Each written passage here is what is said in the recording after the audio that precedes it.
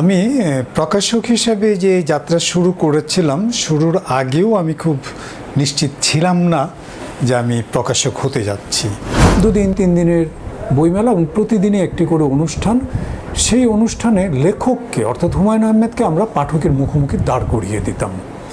অনুষ্ঠান হতো মঞ্চে, আমি বেশিরভাগ সময় উপস্থাপনা করতাম। তাহলে কিন্তু আমাদের প্রকাশনাটাকে আমরা আন্তর্জাতিক অঙ্গনের দোরগোড়ায় খুব সহজেই নিয়ে যেতে পারবো না, এবং এর জন্যই নতুন প্রজন্মের প্রকাশকদের উপর আমি খুব বেশি নির্ভর করি।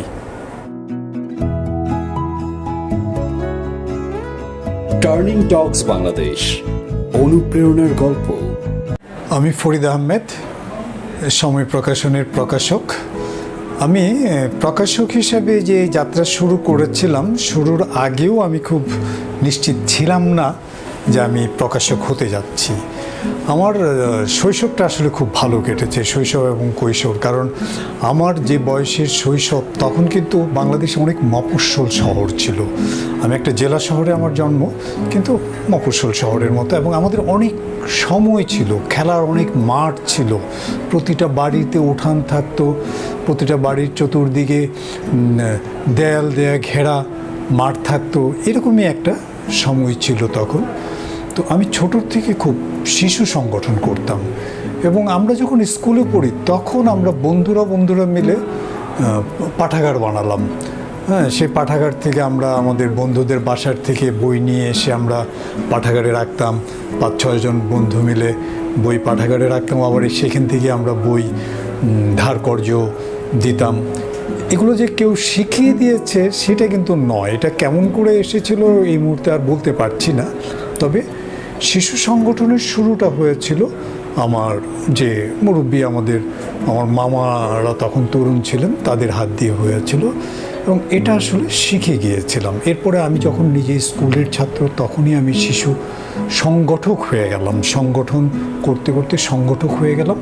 এবং আমি যে শিশু সংগঠনের কর্মকর্তা বা কর্মী ছিলাম ময়মনসিংহে, সেটার কেন্দ্রীয় অফিস ঢাকায়, তাদের পত্রিকার একটা পাতা ছিল, এবং পরে একটা কিশোর পত্রিকাই বেরোতো সেই সংগঠনের ব্যানারে। সুতরাং তখন কিন্তু লেখালেখিটাও শুরু হয়ে গেল সেই শিশু সংগঠন থেকে শিশু কিশোর পত্রিকায় লেখালেখি। এভাবেই আসলে কৈশোরটা কেটে গেছে। আর লেখাপড়া করার পরে তেমন কিছু কিন্তু পরিকল্পনা করিনি যে কী করব, কিভাবে করব, কিন্তু কয়েকজন বন্ধুবান্ধব মিলে আমরা একটা সাহিত্য পত্রিকা বের করব, এরকম একটা ভাবনা শুরু হলো। তো ওই ছোটো থেকে একটা জিনিস আমাদের মনে ছিল যে যেটাই করব ভালো দেখে করব, ভালোভাবে। সুতরাং সাহিত্য পত্রিকা যখন বের করব, সুতরাং বাংলাদেশের সেরা সাহিত্যিককেই নিয়ে করব, এবং এই অভিলাষ থেকেই আমরা চলে গেলাম কবি শামসুর রহমানের কাছে। কবি শামসুর রহমান তখন বাংলাদেশের প্রধান কবি, এবং রহমান ভাইও আমাদের এই যুবকদের কথায় কেন যেন পটে গেলেন, উনিও রাজি হয়ে গেলেন।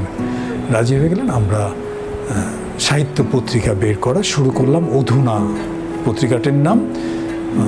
শামসুর রহমান হচ্ছেন ওটার প্রধান সম্পাদক, আমি ফরিদ আহমেদ ওটার প্রকাশক, এবং এইভাবেই পত্রিকাটা শুরু হলো। এই পত্রিকা করতে গিয়ে পত্রিকার অনুষঙ্গ হিসেবে আমরা প্রেস ম্যাটেরিয়ালস সাপোর্টিং, পত্রিকাকে সাপোর্ট করার জন্য প্রথমে একটা কম্পোজ সেকশনের পরিকল্পনা করলাম।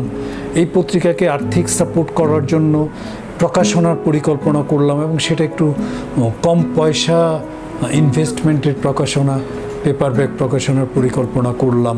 হ্যাঁ, এবং এইভাবেই কিন্তু আস্তে আস্তে প্রকাশনার দিকে জড়িয়ে যাচ্ছিলাম। ক্ষেত্রটা বড় হতে লাগলো, এবং একটা পর্যায়ে কিন্তু তখন আসলে এখন যেরকম স্পন্সর করার জন্য অনেক বড় বড় কোম্পানি আছে, অনেক সম্পদশালী ব্যক্তি আছেন যারা শিল্প সংস্কৃতিতে স্পন্সর করার মতো ক্ষমতা রাখেন, তখন এটা আসলে খুব বেশি ছিল না। এবং আসলে আমরা এত সাপোর্টিং চেষ্টা করেও সাহিত্য পত্রিকাটাকে আমরা কন্টিনিউ করতে পারিনি। আমরা সিদ্ধান্ত নিলাম যে আপাতত সাহিত্য পত্রিকাটা বন্ধ থাকুক। তো সেই আপাতত বন্ধটাই বন্ধ হয়ে গেল, পরে আর চালু করতে পারলাম না। কিন্তু আমার অন্যান্য বন্ধুরা তারা যে যার ক্ষেত্র দিকে চলে গেল, কিন্তু আমি তখন প্রকাশনাটার সাথে এমনভাবে সম্পৃক্ত হয়ে গেছি যে আমার আসলে ভালো লেগে গেল। এবং এই প্রকাশনার জন্য, প্রেসের জন্য তখন খুব ঢাকা শহরের আদর্শ জায়গা ছিল শেখ সাহেব বাজার, আজিমপুরের শেখ সাহেব বাজার। সেই শেখ সাহেব বাজার আমরা অফিস নিয়েছিলাম পত্রিকার কম্পোজ করার জন্য। তো সেই অফিস, আমি বাসাও নিলাম আজিমপুরে চায়না বিল্ডিং গলিতে। সেই যে আমার কম্পোজ সেকশনের অফিস, সেই অফিসে একটা আড্ডা জমতে লাগলো। এবং সেই আড্ডায় তখন আজিমপুরে ওইখানে থাকতেন আমিরুল ইসলাম, তারপরে আলী ইমাম, সাজ্জাদ শরীফ, তারপরে এনাম আহমেদ, ডেলি স্টার যে এনাম আহমেদ ছিলেন, সাজ্জাদ শরীফ, এরা সব আমার সেই আড্ডার সঙ্গী ছিল। আমার চেয়ে কেউ বয়সে একটু বড়, কেউ একটু ছোট, কিন্তু সেই সময়ে 20+ অনেকগুলো যুবকে মিলে আমরা আড্ডা দিতাম এবং পরিকল্পনা করতাম। এই যে আড্ডার পরিকল্পনার থেকেই কিন্তু আমার প্রকাশনার দ্বারগুলো উন্মোচিত হতে লাগলো। আচ্ছা, হ্যাঁ, সেইখানে আবার ওই আজিমপুরে কিন্তু আমার প্রেসের খুব কাছাকাছি শিল্পী কাইয়ুম চৌধুরীর বাসা ছিল। আমাদের আড্ডাটা কখনো কখনো তার বাসা পর্যন্ত সম্প্রসারিত হতো। এবং এই তখন পরিকল্পনা করে 1-2টা বই করতাম, বইয়ের পরিকল্পনা করতাম, কাইয়ুম ভাইয়ের বাসায় যেতাম। কাইয়ুম ভাই তখন ওনার কিন্তু প্রচ্ছদ করার সময় নেই, কিন্তু আমরা যখন যেতাম গিয়ে তাকে দিয়ে মুক্তিযুদ্ধের বইয়ের, তখন কিন্তু মুক্তিযুদ্ধের বই খুব একটা বেশি নেই। আমি যেটা বলছি সেটা হচ্ছে 90 সালের আগে পিছের ঘটনা। 1990 সালের কোনো ঘটনাটা 1989-এর, কোনোটা 1990, কোনোটা 91, 92-এর ঘটনা। তো তখন কিন্তু এই যে মুক্তিযুদ্ধর প্রকাশনায় আমরা হাত দিয়েছি, এতে আমাদের সিনিয়ররা কিন্তু খুব খুশি হয়ে যেতেন। এবং কাইয়ুম চৌধুরী তার অনেক মূল্যবান কাজের ফাঁকে আমার বইয়ের ডিজাইন করে দিতেন। বুক ডিজাইনও পর্যন্ত উনি করেছেন, প্রচ্ছদ তো করেইছেন, ইলাস্ট্রেশনও করেছেন। এইভাবে আসলে শুরু হয়ে গেল শিশুদের জন্য, কিশোরদের জন্য মুক্তিযুদ্ধের কিছু বই করা। সেখান থেকে আস্তে আস্তে প্রকাশনাকে সারভাইভ করার জন্য পরিকল্পনা করলাম না, কিছু বাণিজ্যিক বইও করতে হবে।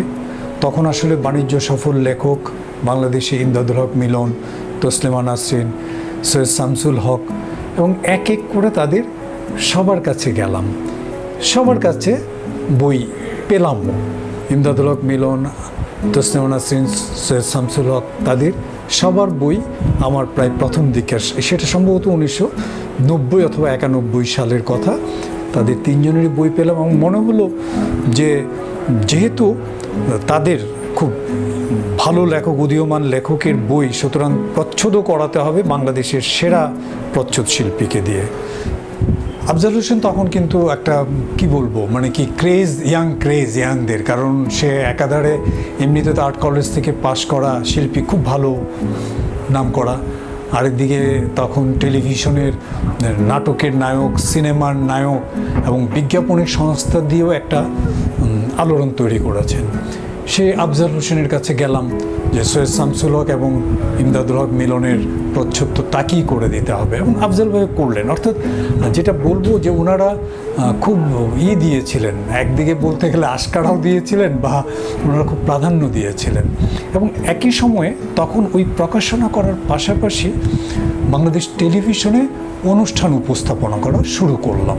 সেটা একটু আগের থেকে শুরু করেছিলাম, সম্ভবত 1988 সাল থেকে শুরু করেছিলাম, 88, 89, 90, এই 3-4 বছর। আমার অন্তত মনে আছে 92 সাল পর্যন্ত তখন খুবই অনুষ্ঠান করি বিটিভিতে। কিন্তু তখন অনুষ্ঠান করে বেশ কিছু উপার্জনও হয়, কারণ উপস্থাপনার জন্য টাকা পাওয়া যায়, আবার ওইটার স্ক্রিপ্ট লেখার জন্য টাকা পাওয়া যায়। কিন্তু তখন তো একটি মাত্র টেলিভিশন ছিল, বিটিভি। তো বাংলাদেশ টেলিভিশন একটা নিয়ম ছিল যে একজন শিল্পী 15 দিনে একবার মাত্র পারফরমেন্স করতে পারবে, 15 দিনে একবার তাকে মাত্র পর্দায় দেখানো যাবে, এর বেশি দেখানো যাবে না। সুতরাং যেভাবেই করি না কেন মাসে 2টার বেশি প্রোগ্রাম করার সুযোগ ছিল না। এতে আসলে উপার্জনটা খুব সুবিধার ছিল বলা যাবে না। আর ওই টেলিভিশনের যে যাতায়াত, তখন অনেক যাতায়াত হতো টেলিভিশন, সেই সময় কিন্তু হুমায়ুন আহমেদও টেলিভিশনে অনেক নাটক করছিলেন। হুমায়ুন আহমেদের লেখা অনেক নাটক হতো এবং হুমায়ুন আহমেদের একটা অভ্যেস তখনই ছিল যে উনি কিন্তু সবসময় শুটিং টিমের সাথে থাকতেন, নাটকের রেকর্ডিংয়ের সাথে। উনি অনেক সময় তো পরে শুনেছি যে স্ক্রিপ্ট, উনি পুরো স্ক্রিপ্টও দিতেন না আর্টিস্টদেরকে, অনেক সময় শুটিংয়ের মধ্যেই উনি স্ক্রিপ্ট তৈরি করে দিতেন। তো যাই হোক, ওই টেলিভিশনের ওই প্রিমিজে হুমায়ুন আহমেদের সাথেও দেখা, তারপরে হুমায়ুন আহমেদের শহীদুল্লাহ হলের বাসায় একদিন আমি এবং শিশু সাহিত্যিক আমিরুল ইসলাম গিয়ে উঠে গেলাম। তো এইভাবে হুমায়ুন আহমেদের কাছ থেকেও পাণ্ডুলিপি পেয়ে গেলাম। এবং সেই যে 91 সাল, 90 থেকে 91, 92, 93 এই সময়টার মধ্যে আমি বেশ 2-3টা কাজ পাশাপাশি করছিলাম। তবে নিজের লেখালেখিটা বন্ধ করে দিয়েছিলাম, লেখালেখিটা আর চালাচ্ছিলাম না, কিন্তু টেলিভিশনেও কাজটা করছিলাম, প্রকাশনাটাও করছিলাম, সাহিত্য পত্রিকাটা আর তখন করছিলাম না, তখন বন্ধ করেছিলাম। কিন্তু সব মিলিয়ে মনে হলো যে প্রকাশনাটাই আমার সাথে যাচ্ছে, আমাকে স্যুট করছে, এবং প্রকাশনাতে একটা মজা পেয়ে গেলাম, একটা আনন্দ পেয়ে গেলাম, প্রকাশনাতে থেকে গেলাম। এবং ওই সময়কার উদীয়মান যে খুব ভালো ভালো লেখক, তাদের বই নিয়ে প্রকাশনা শুরু করলাম। কিন্তু খুব স্বল্প সময়েই, আমার মনে আছে সেটা 92 সাল, তখন হুমায়ুন আহমেদ একটা নতুন আইডিয়া দিলেন। এবং সেই আইডিয়াটা হচ্ছে যে আমরা বাংলাদেশের বিভিন্ন জায়গায় হুমায়ুন আহমেদকে নিয়ে, হুমায়ুন আহমেদের একক বইমেলা, হুমায়ুন আহমেদের যে বইগুলো আছে সেগুলো নিয়ে একক বইমেলা, 2-3 দিনের বইমেলা, এবং প্রতিদিনই একটি করে অনুষ্ঠান। সেই অনুষ্ঠানে লেখককে, অর্থাৎ হুমায়ুন আহমেদকে আমরা পাঠকের মুখোমুখি দাঁড় করিয়ে দিতাম। অনুষ্ঠান হতো মঞ্চে, আমি বেশিরভাগ সময় উপস্থাপনা করতাম হুমায়ুন আহমেদকে নিয়ে, জাস্ট পাঠকদেরকে 2-1টা কথাবার্তা বলে হুমায়ুন আহমেদের হাতে মাইক দিয়ে ছেড়ে দিতাম। পাঠকরা প্রশ্ন করবেন, তাকে সরাসরি প্রশ্ন করবেন, হুমায়ুন আহমেদ উত্তর দিবেন। এই যে পাঠক এবং লেখকের যে সম্পৃক্ততা, সরাসরি যে সম্পৃক্ততা, এই জিনিসটা তখন শুরু করলাম। এবং এটাতে দেখলাম খুব সাড়া পাওয়া যাচ্ছে, দুরকম সাড়া। এক হচ্ছে বইয়ের ব্যবসা ভালো হচ্ছে, বই বিক্রি হচ্ছে। 2 দিকে দেখলাম যে মানুষের যে আগ্রহ, সেই আগ্রহটা দেখে বোঝা গেল যে পাঠক সৃষ্টির জন্য এই প্রক্রিয়াটা অবলম্বন করা যেতে পারে। সেই প্রক্রিয়াতে হাঁটা শুরু করলাম। এবং হুমায়ুন আহমেদকে নিয়ে খুব বড় বড় শহর, চিটাগং, খুলনা, কুমিল্লা, আবার খুবই ছোট শহর হবিগঞ্জ এবং সীতাকুণ্ড, চিটাগাংয়ের সীতাকুণ্ড, তখন এটা আমি বলছি 93 সালের কথা, তখন খুব ছোট শহর ছিল, জামালপুর, হ্যাঁ, এইসব জায়গাগুলো ঘুরে বেরিয়েছি। অর্থাৎ এইসব জায়গায় আমরা পাঠক তৈরি করার চেষ্টা করেছি। এবং আরেকটি কথা, প্রকাশনার জগতের একটি কথা না বললেই নয়, বাংলাদেশে এই প্রকাশনাটা কিন্তু একসময় ছিল খুব সীমিত। ওই টাইমটায়, অর্থাৎ 90 সালের আমি যখন প্রকাশনায় ঢুকি, তার আগের যে সময়টা আমি খুব পর্যবেক্ষণ করেছি, সেটা হচ্ছে প্রকাশনায় তারাই আসতো যারা পারিবারিকভাবে প্রকাশনাটার সাথে সম্পৃক্ত। অর্থাৎ পিতা প্রকাশক ছিল, কিংবা ভাই প্রকাশক ছিল, কিংবা পরিবারের কেউ চাচা ছিল, কিংবা আমার দুলাভাই ছিল, বড় ভাই ছিল, কিংবা হয়েছে যে সে নিজে একটি বড় প্রকাশনা প্রতিষ্ঠানে চাকরি করতেন, উনি অনেক অভিজ্ঞতা হয়েছে, এখন উনি ম্যানেজার হয়েছেন, টাকা পয়সা কিছু হয়েছে, উনি অভিজ্ঞতাটা নিয়ে উনি সরে গিয়ে একটি নতুন প্রকাশনা প্রতিষ্ঠান করলেন। ঠিক ওইভাবেই কিন্তু তখন প্রকাশনাটা চলছিল। নিউ অ্যান্ড ফ্রেশ ব্লাড প্রকাশক আমার সময় আমি ছাড়া, আমি আমার আশেপাশে কাউকে পাইনি। আমার যারা তখন বন্ধু হলো, প্রকাশক বন্ধু, তারা তখনও 2-1 ছাড়া অধিকাংশরাই তার পিতার ব্যবসার সাথে সম্পৃক্ত ছিল। এমনকি একটি প্রকাশনা, নামটাই বলি স্টুডেন্ট ওয়েজ। স্টুডেন্ট ওয়েজে তখন আমরা দেখতাম, স্টুডেন্ট ওয়েজের যিনি মালিক ছিলেন, ওনার নামটা এখন আমি বলতে পারবো না, উনি বসতেন, ওনার 2 দিকে ওনার 2 ছেলে বসতেন। তার মধ্যে একজন হচ্ছেন লিয়াকতুল্লাহ, আমাদের চেয়ে বয়সে বড়, সিনিয়র। তো উনি খুব অমায়িক লোক ছিলেন, ওনার সবাই খুব ভালো লোক ছিলেন। ওই লিয়াকত ভাইয়ের সাথে আমাদের সম্পর্ক, লিয়াকত ভাই বলতাম। সময়ের বিবর্তনে এক সময় দেখলাম ওই চেয়ারে লিয়াকত ভাই বসছেন, লিয়াকত ভাইয়ের বাবা যেই চেয়ারে বসতেন, লিয়াকত ভাই বসছেন এবং তার দুই পাশে তার দুই ছেলে বসছেন। অর্থাৎ প্রকাশনাটা কিন্তু বাংলাদেশে এভাবেই এসেছে, পিতার থেকে ছেলে, সেই ছেলে আবার পিতা হয়েছে, তার ছেলেরা, এভাবেই চলেছে। যদিও এই শতাব্দীতে অনেক পরিবর্তন এসেছে, অনেক তরুণরা এসেছে। তো ওই সময়ে আমি যখন প্রকাশনায় আসি তখন এর পাশাপাশি আরেকটা ব্যাপার ছিল, একটা আঞ্চলিকতা ছিল। বাংলাদেশের দুটো জেলার প্রাধান্য ছিল প্রকাশনা, দুটো জেলার লোকেরা ওই প্রকাশনাটাকে মোটামুটিভাবে একেবারে জাগিয়ে বসেছিল। অন্যান্য ডিস্ট্রিক্টের লোকজনরাও প্রকাশনায় ঢুকতে পারতো না, আর যাদের পারিবারিক ইতিহাস নেই প্রকাশনা, তাদের জন্য তো ব্যাপারটা খুবই কঠিন ছিল। তো আমাকে কিন্তু তখন প্রকাশনার জগতে, বিশেষ করে বাংলা বাজার, তখন বাংলা বাজারের ভিতরে, বাংলা বাজারের বাইরে বইয়ের কোনো দোকান ছিল না, অস্তিত্ব ছিলই না বলা চলে। আমাকে কিন্তু নিজের অবস্থানটা তৈরি করে নেওয়ার জন্য বেশ পরিশ্রম করতে হয়েছে। আমার যোগ্যতা এবং আমার যে ব্যবহার, মেধা, সেগুলোর ফলেই আমি আমার স্থান তৈরি করতে পেরেছি। তবে একটা জিনিস ঠিক, যে আমাকে কিন্তু খুব বেশি বেগ পেতে হয়নি। হতে পারে আমার সময়ে আমি যাদেরকে আমার সমবয়সী বন্ধুবান্ধব হিসেবে প্রকাশক পেয়েছিলাম তারা লোক ভালো, হতে পারে আমার যে আচার আচরণ আমাকে তাদের ভালো লেগেছিল, হতে পারে যে আমি প্রকাশনায় তখন যে পরিবর্তনগুলো আনছিলাম সেই পরিবর্তনগুলো ওনাকে পছন্দ হয়েছিল। কারণ ওই সময়ে আমাদের প্রকাশনায় কোনো মাত্র শুরু হয়েছে আধুনিক প্রযুক্তি কিংবা একটা বুক ডিজাইনটা খুব স্বল্প কিছু লোক ছাড়া প্রয়োগ হচ্ছিল না। সেই প্রয়োগ, ওই যে আমি বললাম শুরুতেই যে আমি বসে থাকতাম। আরেকটা কথা বললি, আরেকজন এখন খুবই নামকরা শিল্পী ধ্রুব এস, সেই ধ্রুব এস কিন্তু তখন মাত্র ছাত্র, এবং আর্ট কলেজের যে নিউ মার্কেটের পেছনে শাহনওয়াজ ছাত্রাবাস সম্ভবত নাম, সেই শাহনওয়াজ ছাত্রাবাসের ধ্রুব একজন নবীন ছাত্র। এবং আমিরুল ইসলাম, আমরা কিভাবে যেন ওর সাথে একটা ভালো সম্পর্ক হয়ে যায়। আমরা ওর এখানে যেতাম, ওর হলে অনেক সময় গিয়ে আড্ডা দিতাম, আবার কখনো ওকে নিয়ে আসা হতো আমার শেখ সাহেব বাজার অফিসে। অর্থাৎ ওই যে বললাম যে প্রকাশনা করার জন্য একটা পরিবেশ দরকার, প্রকাশনা না, সাহিত্যের জন্য একটা পরিবেশ দরকার, এবং সেই পরিবেশটা সাহিত্য বান্ধব হতে হবে। সেই যে আড্ডার যে মানুষগুলো, তাদেরকে তাদের প্রাণের থেকে তাদের সাহিত্য এবং প্রকাশনার প্রতি ভালোবাসাটা থাকতে হবে। আমি যাদের কথা বললাম সেই সময়ের যদি কাইয়ুম চৌধুরীর কথা বলি, কাইয়ুম চৌধুরী অনেক সিনিয়র, এবং উনি হয়তোবা তখন রিটায়ারমেন্টেও চলে গেছেন, হয়তো তার ওই যে অতিরিক্ত একটা সময় করছেন, আর ধ্রুব তখন স্টুডেন্ট। এই দুই প্রজন্মকে নিয়েই কিন্তু আমরা কাজ করেছি, এবং এই দুই প্রজন্মই কিন্তু অনেক ডিফারেন্সের প্রজন্মই কিন্তু তখন বই ডিজাইনের যে চিন্তাভাবনা সেগুলোকে কিন্তু আমরা প্রয়োগ করার চেষ্টা করেছি। ঠিক এইভাবেই আমাদের প্রকাশনার সেই সময়, এটা কিন্তু আমি বললাম পুরো সময়টাই কিন্তু আমি বললাম যে এই শতাব্দীর আগের ব্যাপার।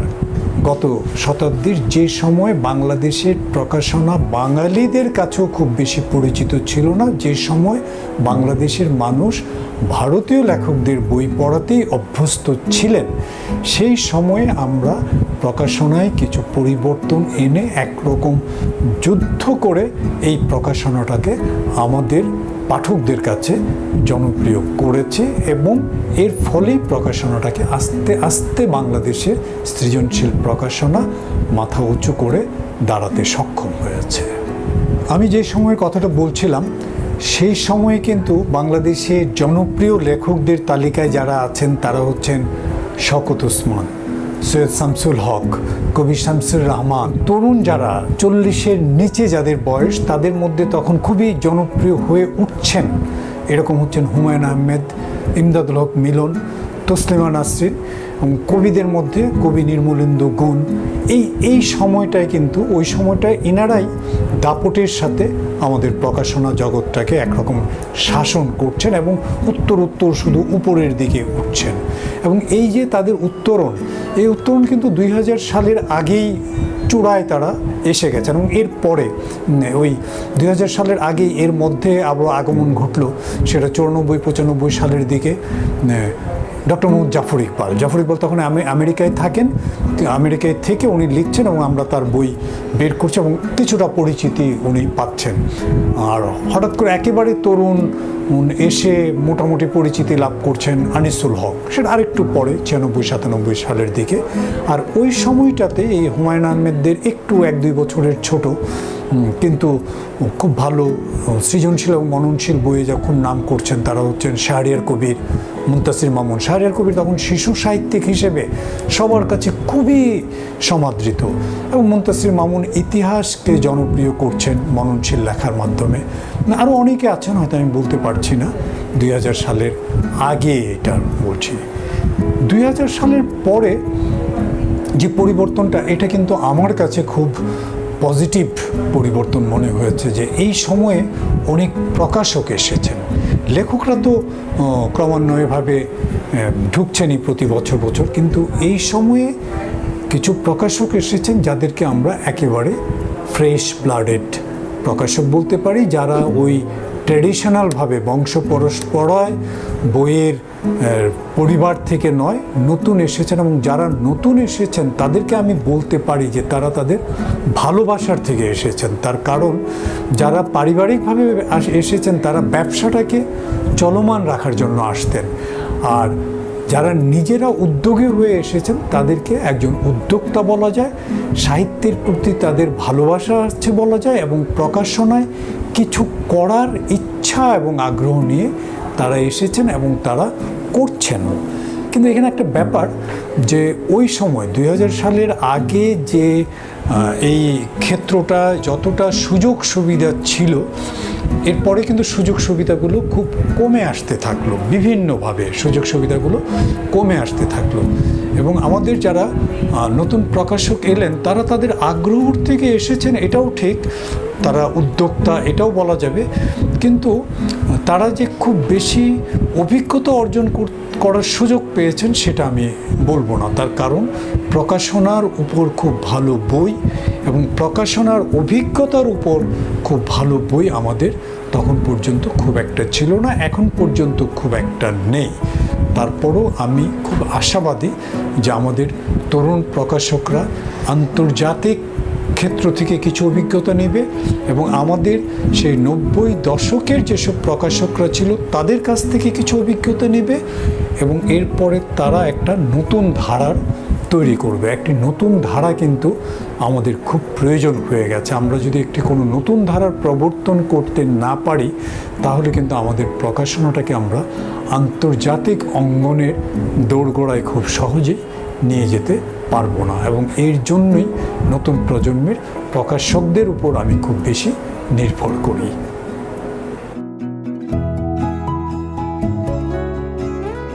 টার্নিং টকস বাংলাদেশ, অনুপ্রেরণার গল্প।